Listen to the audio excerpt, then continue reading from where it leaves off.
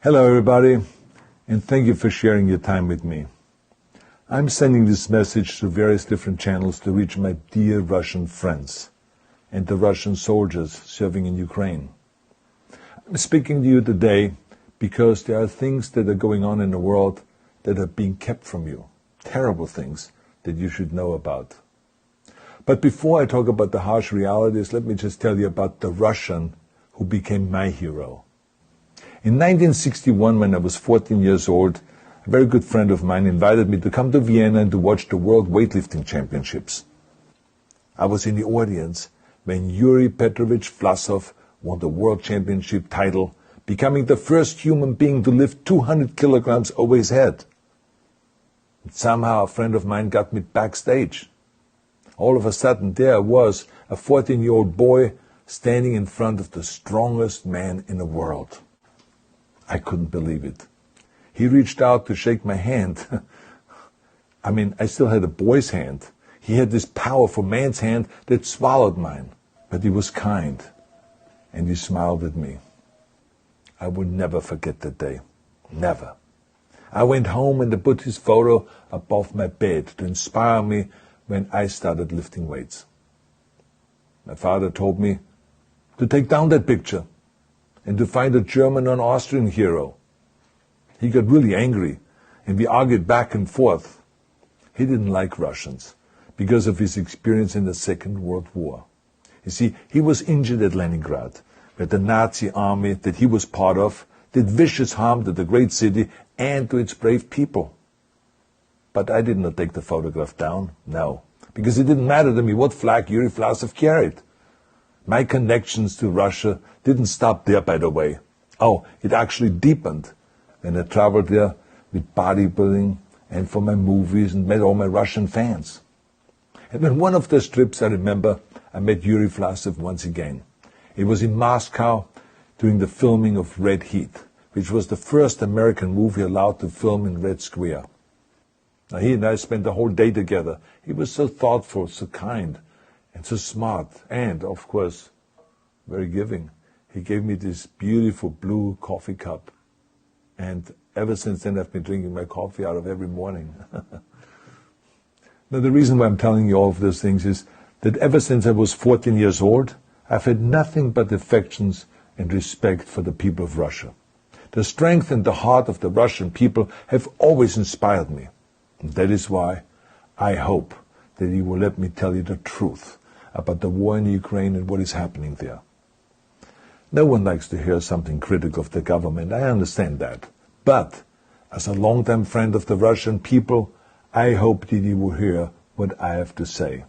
And may I remind you that I speak with the same heartfelt concern as I spoke to the American people when there was an attempted insurrection on January 6th last year, when a wild crowd was storming the U.S. Capitol, trying to overthrow our government.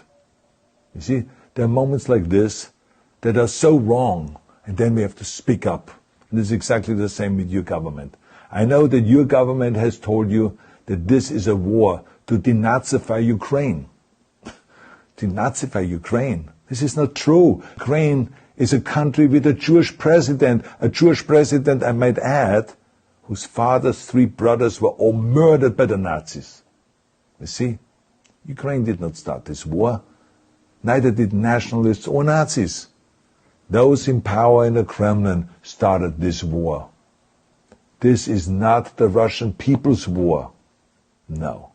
As a matter of fact, let me tell you, what you should know is that 141 nations at the UN voted that Russia was the aggressor and called for it to remove its troops immediately.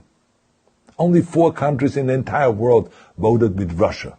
That is a fact. See, the world has turned against Russia because of its actions in Ukraine. Whole city blocks have been flattened by Russian artillery and bombs, including a children's hospital and a maternity hospital. 3 million Ukrainian refugees, mainly women, children, and elderly, fled their country, and many more are trying to seek to get out. It is a humanitarian crisis. Because of its brutality, Russia is now isolated from the society of nations. You're also not being told the truth about the consequences of this war on Russia itself. I regret to tell you that thousands of Russian soldiers that have been killed. They have been caught between Ukrainians fighting for their homeland and the Russian leadership fighting for conquest. Massive amounts of Russian equipment have been destroyed or abandoned. The destruction that Russian bombs are raining down upon innocent civilians has so outraged the world that the strongest global economic sanctions ever taken have been imposed on your country. Those who don't deserve it on both sides of the war will suffer. The Russian government has lied not only to the citizens, but to its soldiers. Some of the soldiers were told they were going to fight Nazis. Some were told that the Ukrainian people would greet them like heroes. And some were told that they were simply going on exercise. They didn't even know that they were going into war. And some were told that they were there to protect ethnic Russians in Ukraine. None of this is true. The fact is that Russian soldiers have faced fierce resistance from the Ukrainians who want to protect their families and their country. When I see babies being pulled out of ruins, I think that I'm watching a documentary about the horrors of the Second World War, not the news of the day. Now let me tell you, when my father arrived in Leningrad, he was all pumped up on the lies of his government. And when he left Leningrad, he was broken, physically and mentally.